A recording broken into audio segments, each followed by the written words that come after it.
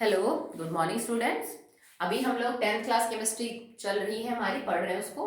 और second chapter आपका चल रहा है एसिड्स, बेसिस एंड सॉल्ट। और उसके अंदर लास्ट वीडियो में जो हमने सॉल्ट कंप्लीट किया था that is baking soda. I hope आपने होमवर्क कंप्लीट कर लिया होगा। तो उसके बाद आपका जो अगला सॉल्ट है, I think it is the last one. इसके बाद प्लास्टर ऑफ पेरिस है एक्चुअली में। तो हम वॉशिंग सोडा को पढ़ रहे हैं, ठीक है। तो वॉशिंग सोडा क्या होता है बेटा? फॉर्मूला है Na2CO3.10H2, ठीक है। इट इज सोडियम कार्बोनेट और उसके बाद 10 water molecule as a water of crystallization जुड़े हैं। जो किसी कंपाउंड में वाटर मॉलिक्यूल हम डॉट करके लिखते हैं उनको हम वाटर ऑफ क्रिस्टलाइजेशन बोलते हैं। और ये क्या होते हैं ये आपका नेक्स्ट टॉपिक है, तब आपको समझ में आ जाएगा। ओके, सो एक्चुअली आप इसको लिख सकते हो, it is sodium carbonate Deka hydrate. Deka जो है ना बेटा, हाइड्रेट। डेका 10 के लिए वर्ड यूज किया जाता है इन केमिस्ट्री, ठीक है। जैसे कुछ होते हैं, जैसे ट्राई 3 के लिए यूज किया जाएगा, डाई 2 के लिए यूज किया जाएगा, मोनो 1 के लिए यूज किया जाएगा। तो जब भी डेक वर्ड या डेका वर्ड आएगा ये 10 के लिए यूज किया जाता है। तो ये सोडियम कार्बोनेट ही तो है, Na2CO3, बस 10 वाटर मॉलिक्यूल ऑल है। तो हम इसको लिख सकते हैं it is sodium carbonate dot 10H2। अगर सोडियम कार्बोनेट डॉट 10H2 में से तुम 10 वाटर मॉलिक्यूल अलग कर देते हो तो ये सोडियम कार्बोनेट और 10 वाटर मॉलिक्यूल आपके अलग हो गए। तो इसको हम बोलेंगे it is anhydrous sodium carbonate. ये एनहाइड्रस सोडियम कार्बोनेट है and it is also known as soda ash, और इसको हम सोडा एश भी बोलते हैं। तो ध्यान रखिएगा इस चीज का। अगर वॉशिंग सोडा में से आप 10 वाटर मॉलिक्यूल अलग कर देते हैं तो ये जो कंपाउंड है इसको हम बोलेंगे या तो एनहाइड्रस सोडियम कार्बोनेट, मतलब बिना पानी के सोडियम कार्बोनेट है, ठीक है, या इसको बोला जाता है सोडा एश। क्लियर है? चलिए नेक्स्ट, मैन्युफैक्चरिंग। अब मैन्युफैक्चरिंग में बेटा जो लास्ट मैंने आपको बेकिंग सोडा बताया था उसमें मैंने आपको समझाया था कि बेकिंग सोडा बनाने का जो प्रोसेस है एक्चुअली में वो मेन प्रोसेस नहीं है सॉल्व अमोनिया प्रोसेस। वो तो वॉशिंग सोडा बनाने का मेन प्रोसेस होता है जिसमें एज ए बाई प्रोडक्ट बाहर निकल रहा है आपका जो बेकिंग सोडा है वो। तो वॉशिंग सोडा और बेकिंग सोडा दोनों को बनाने के लिए एक ही मेथड हम यूज करते हैं that is known as Solvay ammonia process. Okay, तो एक बार मैं थोड़ा सा रिपीट कर देती हूं ताकि आपको समझ आए। सबसे पहले ammonia plus water plus CO2 react to form ammonium bicarbonate. Okay, क्योंकि जो हमारा मेन रॉ मटेरियल है ना वॉशिंग सोडा या फिर बेकिंग सोडा को बनाने में वो यही होते हैं बेटा, अमोनिया प्लस ब्राइन मतलब NaCl और वाटर का सॉल्यूशन और कार्बन डाइऑक्साइड। ये चीजें आपका रॉ मटेरियल है, इन्हीं से मिलके बनाते हो आप। कई बार CO2 को सीधा लेने की बजाय हम CaCO3 ले लेते हैं, क्योंकि अगर आप CaCO3 को हीट करोगे तो वो सीधा किस में कन्वर्ट होता है, Ca और CO2 में। तो कैल्शियम कार्बोनेट को एज ए सोर्स लिया जा सकता है CO2 का, ठीक है, क्योंकि ये जो CO बाहर निकलेगा ना इसका भी कोई अपना यूज है। ये अभी तुम छोटे क्लास में हो तो उतना डिटेल्ड मतलब रिएक्शन आप नहीं पढ़ रहे हो। 11th में आपको सेम प्रोसेस पढ़ना है, तब इसकी रिएक्शन और ज्यादा कॉम्प्लेक्स हो जाएगी, तब आपको हर बात समझ में आएगी कि जो साइड प्रोडक्ट बाहर निकल रहे हैं उनका भी अपना काम है। मैंने क्यों यहाँ पे सीधा CO2 नहीं लिया, कैल्शियम कार्बोनेट को क्यों लिया कार्बन डाइऑक्साइड निकालने के लिए, सीधा भी CO2 ले सकते थे ना। तो यहाँ पे हर चीज का मतलब है जो अभी तुम्हारे लेवल का नहीं है, आगे जाके ये बहुत ज्यादा रिएक्शंस हो जाएगी इन्हीं की, ठीक है। तो शुरू में बना अमोनियम बाइकार्बोनेट। अब ये जो अमोनियम बाइकार्बोनेट है आपका, now it react with NaCl जो हमने ब्राइन ले रखा है, saturated solution of sodium chloride in water. Okay, so now they will form NH4Cl और plus NaHCO3, double displacement reaction होगी अमोनियम क्लोराइड और NaHCO3, और इसके आप पीपीटी आउट कर दोगे, इसके क्या हो जाएंगे, प्रेसिपिटेट आउट। फिल्टर कर लो, छान लो, सुखा लो, ठीक है। ये जो अमोनियम क्लोराइड बाहर निकल रहा है, इसकी भी अपनी इंपॉर्टेंस होती है रिएक्शन में, ठीक है। ये नहीं कि ये तो बेकार हो गया, आपके कोई काम का नहीं, ये है काम का बेटा, ठीक है। तो अब ये जो NaHCO3 बाहर निकला, आप इसका थर्मल डिकम्पोजिशन कर दीजिए, इसको हीट कर दो, क्योंकि इसके प्रेसिपिटेट बनेंगे ना, तो छान लो, सुखा लो और फिर गर्म करो। तो आप जब NaHCO3 को हीट करेंगे तो it will convert into Na2CO3 plus CO2 plus H2। Okay, तो इस हाई टेम्परेचर पे वाटर भी गैस है, CO2 भी गैस की फॉर्म में बाहर निकलेगा, सोडियम कार्बोनेट नीचे सॉलिड स्टेट में बच जाएगा। कि भाई इस सॉलिड स्टेट को आप जब हीट करोगे तो सॉलिड Na2CO3 तो नीचे बच जाएगा, CO2 भी गैस बन के बाहर निकल जाएगी और H2 भी गैस बन के क्या निकल जाएगा, बाहर निकल जाएगा। अब इस स्टेप में तुम्हें जो यहाँ मिला है ना, वो Na2CO3 है, वो वॉशिंग सोडा नहीं है, क्योंकि वॉशिंग सोडा के लिए आपको क्या चाहिए बेटा, 10 वाटर मॉलिक्यूल्स उसमें ऐड करवाने हैं। तो अब आप क्या करोगे, इसका क्रिस्टलाइजेशन करोगे, या आप यूं कह सकते हो, it is now the recrystallisation of sodium carbonate. अब हम रिक्रिस्टल, क्योंकि जो सोडियम कार्बोनेट डॉट 10H2 है ना बेटा, इसके क्रिस्टल्स बनेंगे, तो अब हमें सोडियम कार्बोनेट से वॉशिंग सोडा के जो है वो क्रिस्टल बनाने हैं, ठीक है। इसमें आपको करना क्या है कि आप पानी के साथ Na2CO3 को डाल के थोड़ा हीट करेंगे और फिर ठंडा रखने के लिए रखेंगे उसको। आपको क्या करना है, Na2CO3 प्लस वाटर, इनको थोड़ा गर्म करेंगे साथ में और फिर इसको कूल होने के लिए रख देंगे।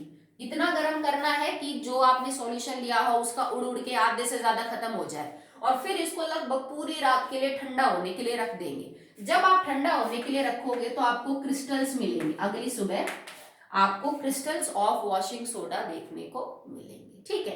तो रिएक्शन मैंने बहुत ज्यादा फोकस नहीं किया इस पे, क्योंकि ऑलरेडी लास्ट वीडियो में मैं आपको ये सारी चीजें करवा चुकी हूँ, ठीक है। तो ये मैन्युफैक्चरिंग का तरीका है वॉशिंग सोडा को बना। वैसे रिएक्शन तो और भी बहुत हो जाएंगे बेटा जिसमें ये Na2CO3 बनता है, बहुत सारी रिएक्शन में बन जाएगा, पर हम मैन्युफैक्चरिंग पढ़ रहे हैं ना, तो सस्ता, कम टाइम का और कम खर्चे का, या फिर जो इजीली प्रिपेयर हो सके उस तरीके को हम यूज करते हैं। नहीं तो सोडियम कार्बोनेट तो और भी रिएक्शन में बन सकता है, जैसे आपने ये रिएक्शन यूज की NaOH प्लस में H2CO3, ये भी बना लेगा, Na2CO3 प्लस में H2, इससे भी बन जाएगा, पर इससे बहुत बड़े पैमाने पे आसानी से बना सकते हैं, ठीक है। चलिए नेक्स्ट आपके पास है बेटा the properties of washing soda, कुछ फिजिकल कुछ केमिकल, देन हम करेंगे इसके यूज, फिर आपका ये सॉल्ट हो जाएगा कंप्लीट। सॉल्ट बहुत इंपॉर्टेंट टॉपिक है, इनके यूजेस से बहुत सारे क्वेश्चन बनाते हैं कि एक सॉल्ट है जिसका ये यूज है, उसकी रिएक्शन इसके साथ करो। अगर आप उसके यूज से उस सॉल्ट को पहचान ही नहीं पाए कि ये सॉल्ट कौन सा है, तो फिर पूरा क्वेश्चन गलत है आपका। Okay, so now properties. तो प्रॉपर्टीज के अंदर अगर आप इसके कलर, टेस्ट वगैरह की बात करें तो it is a white crystalline solid containing 10 water molecule. It is a white solid, white crystalline solid that contains 10 water of crystallization. Water of crystallization बेटा किसी भी सॉल्ट में जो पीछे डॉट करके आप वाटर मॉलिक्यूल लगाते हो वो है, और ये किसी क्रिस्टलाइन सब्सटेंस के पीछे होते हैं, कलर के लिए जिम्मेदार होते हैं, किसी भी कंपाउंड के कलर के लिए यही वाटर मॉलिक्यूल रेस्पॉन्सिबल है। आगे आप पढ़ेंगे तो मैं अभी ज्यादा समझा नहीं रही, ठीक है। नेक्स्ट है, और व्हाइट कलर का क्रिस्टलाइन सॉलिड होता है। Action of air. अब एक्शन ऑफ एयर का मतलब क्या है, इसका नाम एक्चुअली वॉशिंग सोडा इसीलिए पड़ा था बेटा क्योंकि ये कपड़े धोने के या किसी चीज को धोने के पर्पस में यूज किया जाता है, इसीलिए हम इसको वॉशिंग सोडा बोलते हैं, ठीक है।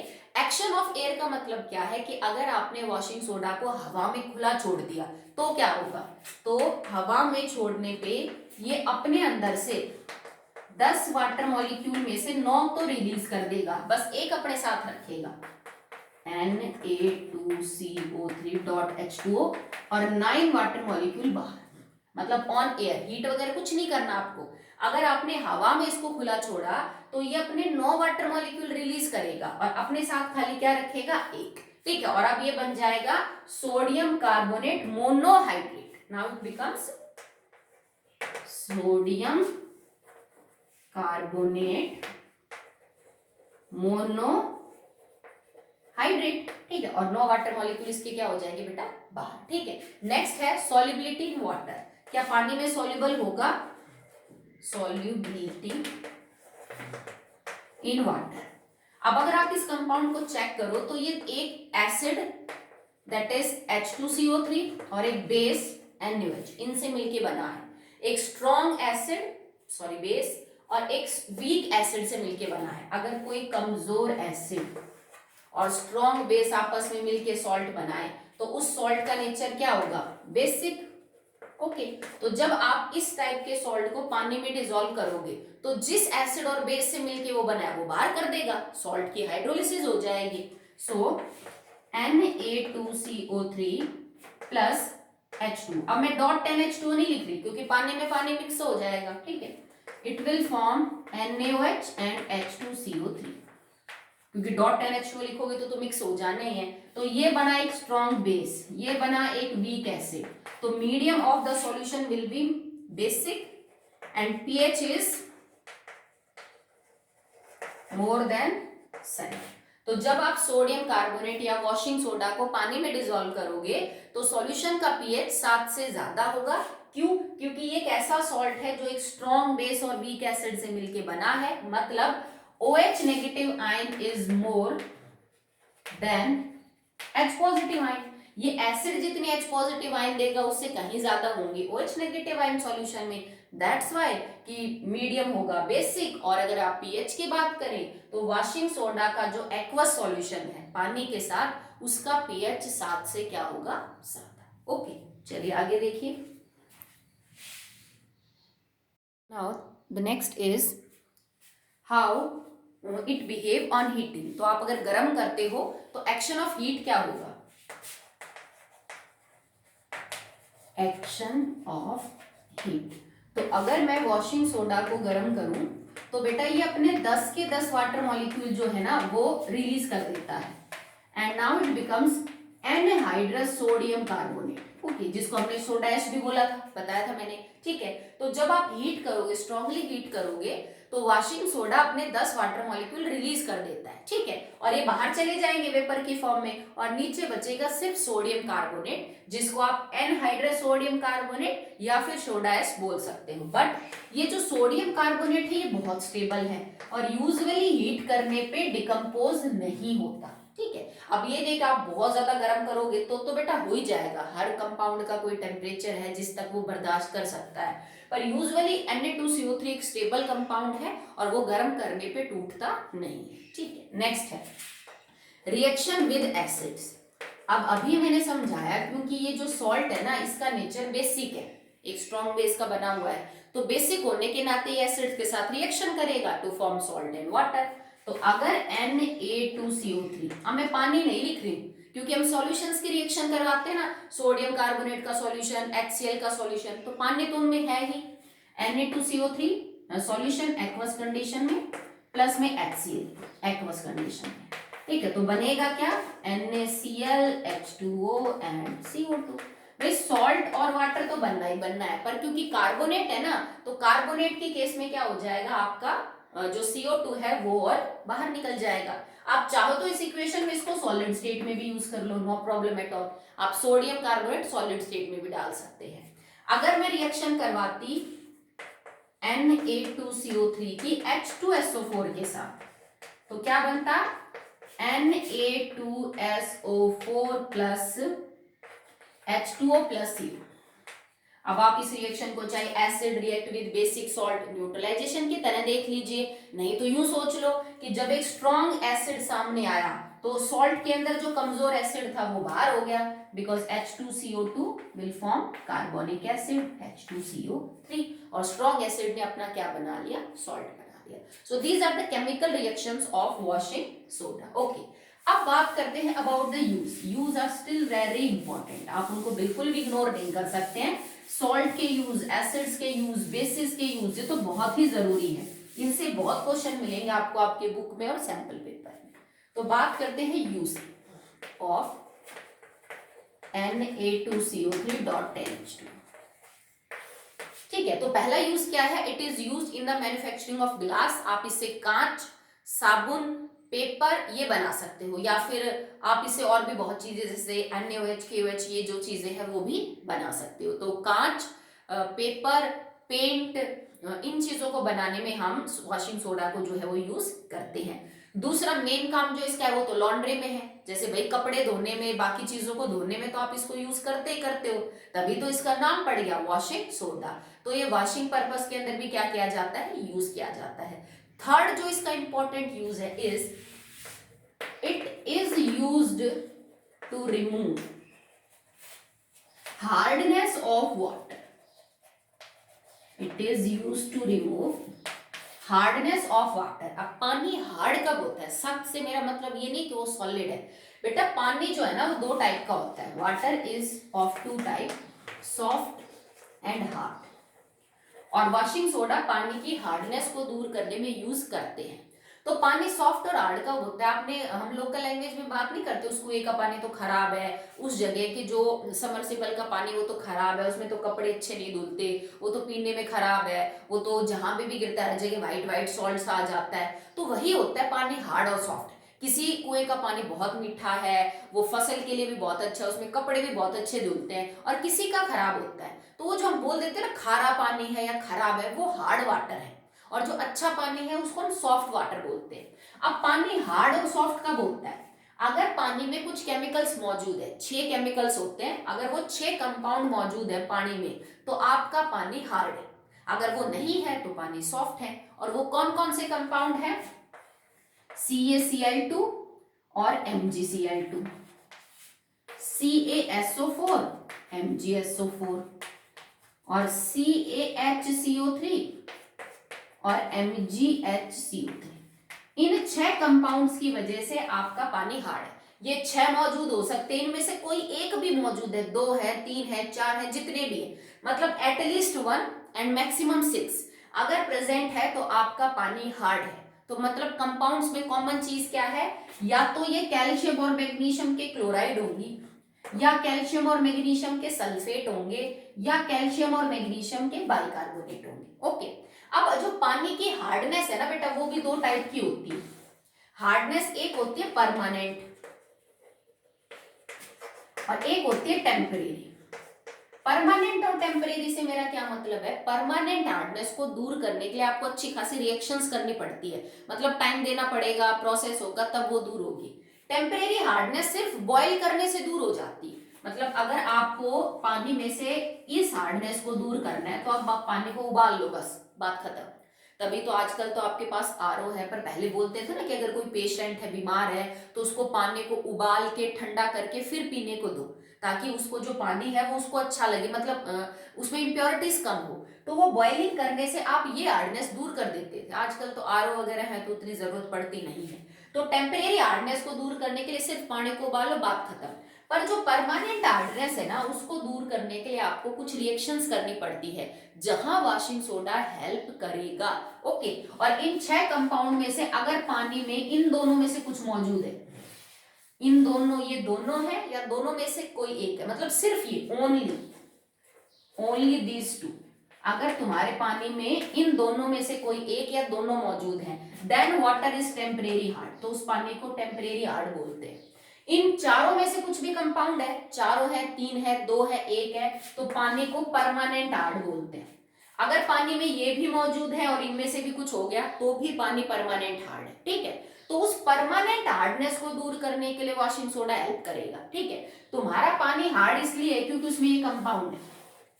अगर तुम किसी भी रिएक्शन को यूज करके इन कंपाउंड्स को पानी से बाहर निकाल दो तो पानी ऑटोमेटिकली सॉफ्ट हो जाएगा, क्योंकि इन 6 कंपाउंड्स के अलावा तो कोई है नहीं बेटा जिससे आपका पानी जो है वो हार्ड हो। ओके, तो हमारा मकसद है इनको वाटर में से रिमूव करना, और ये रिमूव करने का काम करेगा वॉशिंग सोडा। कैसे, अब उनको देखिए।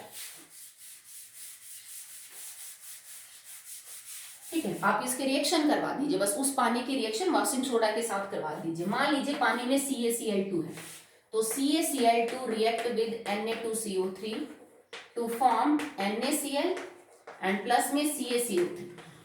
NaCl पानी में घुल जाएगा तो नमक की वजह से पानी हार्ड तो नहीं होता, सिंपल सी बात है।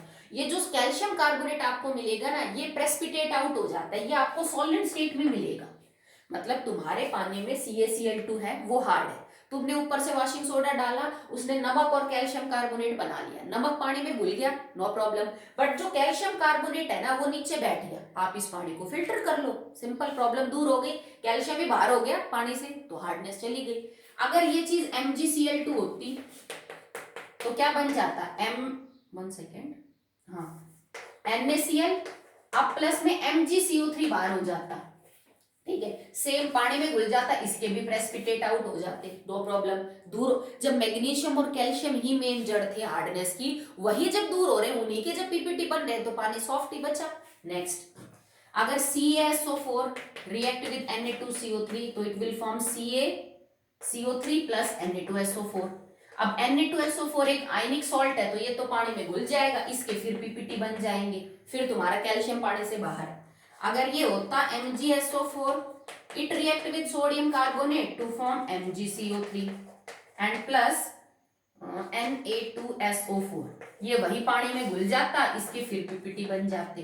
तो हम वॉशिंग सोडा का सहारा लेके कैल्शियम और मैग्नीशियम को किसी कंपाउंड की फॉर्म में प्रेसिपिटेट आउट करवा देते हैं, और अगर वो पानी में नीचे बैठ गया तो आप इस पानी को छान लो, तुम्हारा कैल्शियम मैग्नीशियम बाहर और पानी अब क्या हो जाता है, सॉफ्ट हो जाता है। तो किस टाइप की हार्डनेस को रिमूव करने के लिए यूज करते हैं, परमानेंट, ठीक है, क्योंकि यही हार्डनेस होती है इन कंपाउंड्स की वजह से, ये तो टेम्परेरी है, इसको तो गर्म करो उबल जाएगा तो फिर ठीक हो जाएगा। Okay, so now I have completed the salt topic, इसमें आगे एक बचेगा जिप्सम और प्लास्टर ऑफ पेरिस, वो छोटा सा ही है, आप यहां तक फेयर कर लेना बेटा। ओके।